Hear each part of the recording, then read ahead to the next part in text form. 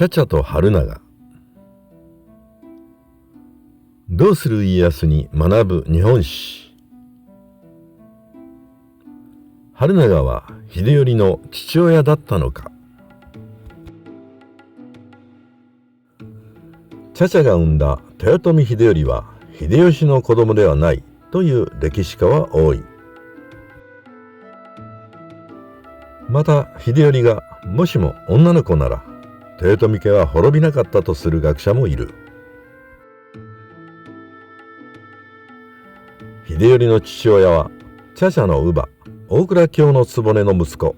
大野春長だとも言われるが、果たして真実はどうなのか詳しく見ていこう。茶々淀殿は近江の浅井長政とお市の方との間に三人姉妹の長女として生まれた。そのために茶々は秀吉の側室となると、側近には乳母の大蔵卿の局をはじめ多くの近江出身者を集めている。そしてもともといた近江出身の石田三成なども茶々のもとに頻繁に出入りするようになる。すると豊臣家臣団には加藤清正や福島正則など多くの尾張出身者がいたため、次第に尾張閥と近江閥が対立していく。このような対立が関ヶ原の合戦へとつながっていく。つまり関ヶ原の合戦は豊臣家臣団の内部分裂であったとも言えるのである。それはともかく茶々は大蔵卿の局やその息子で年齢の近い大野春長を信頼して重く用いた。茶々は長男鶴松を産み捨と名付けられたが、捨は3歳で逝去する。そして1593年文禄2年秀吉57歳、茶々は27歳の時に次男の秀頼を産むのである。この子供は今度は広いと名付けられたが、すくすくと育っている。しかし問題は茶々が秀頼を解任した時期に秀吉は九州にいたことである。秀吉は北条氏政を切腹させて天下統一を成し遂げると、次には朝鮮出兵を全国の大名に命令した。秀吉は九州の唐津に大阪城に次ぐ巨大な名古屋城を建設して朝鮮出兵の拠点とした。秀頼が生まれたのは旧暦の文禄2年8月3日だが、妊娠期間は平均280日40週と言われる。つまり旧暦の文禄元年11月初旬前後に秀吉は名古屋城にいたが、茶々も同じ場所にいなければならないことになる。ところが茶々が名古屋城へ随行したという記録は存在しないという。秀吉の側室で京極殿とも呼ばれた松之丸殿が名古屋城に同行したという記録は残っている。そのために松之丸殿と茶々を勘違いして茶々が名古屋城に随行したと取り巻きが思い込んでいたために見過ごしていた可能性が高いという。つまり茶々は秀頼を解任したとされる前後に秀吉とは接していないことになるのである。ところで秀吉は高貴な女性が好きで有名だが、側室の選定では容姿第一主義を最後まで貫いた。高貴といっても公家ではなく織田家や浅井家など由緒ある武家の娘を好んだ。しかし秀吉は秋田側室は物のように扱うという冷酷な一面を見せている。徳川家康が子作りのために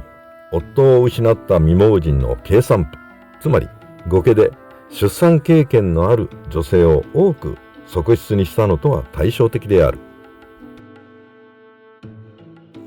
また織田信長など多くの戦国武将が男色に手を出したのに対して、秀吉は高貴な女性以外には一切興味を示さなかった。ある武将が容姿端麗な美少年を秀吉に紹介すると、秀吉は少年に「お前に姉はいるか?」と聞いたという逸話は有名である。そのために秀吉には15人とも言われる側室がいたが、高田次郎左衛門の娘河野麻恵もその一人であった。ところが茶々が秀頼を産んでから秀吉は茶々以外の側室を全く相手にしなくなった。そして河野麻恵は秀吉が伊達政宗と掛け子をした時のなんと賞品にされているのである。勝負は結局秀吉が負け、河野麻恵は政宗に与えられている。このような秀吉の薄情な態度を見て、茶々が本気で秀吉を愛したとは考えられない。茶々は北の少城で最後を遂げたお市の方に何としても血統を残せと言い残されていたという。また多くの側室を持ちながら解任したのが茶々だけというのも何とも不自然である。秀吉は正室のねねに秀頼は自分の子供ではないと書き送った書状も存在している。うがった見方をすれば、秀吉は秀頼が自分の子供ではないと知りながら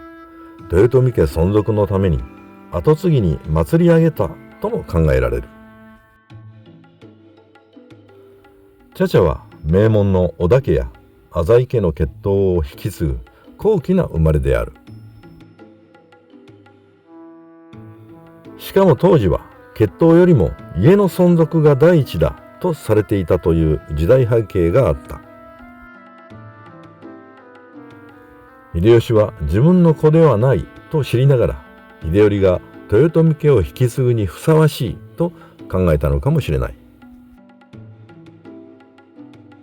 また茶々も我が子の秀頼が豊臣家の血統を継ぐ嫡男であることを誇りとしていたため、最後まで決して真実を語らなかった。秀吉の死後、成長した秀頼は身長が2メートル近くもある体格の良い青年であったという記録も残っている。秀頼の父親が誰なのか、正史提供者が誰かについては、大野春長や石田三成、または親権を主張しない宗教関係者だとする説などがある。家康は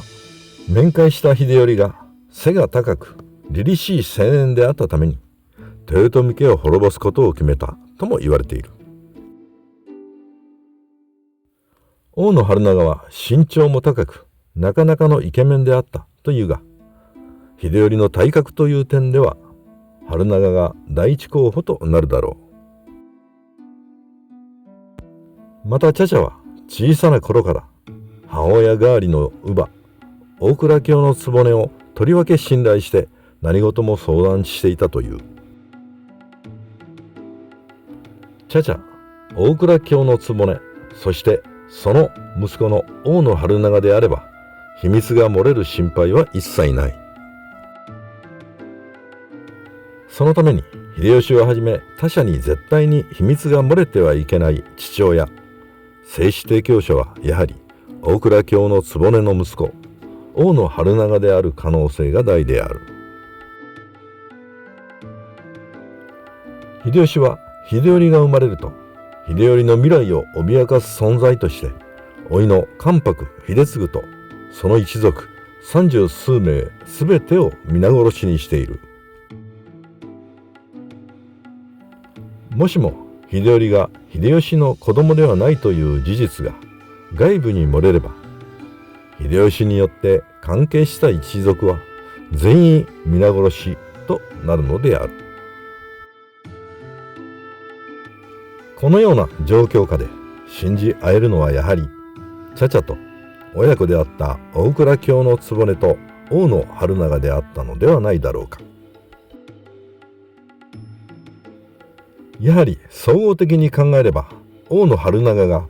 秀頼の父親である可能性が一番高いと考えられるのである。1615年慶長20年6月、大阪夏の陣で大野春長は茶々と秀頼、そして母の大蔵卿の局とともに自害して46歳の生涯を閉じている。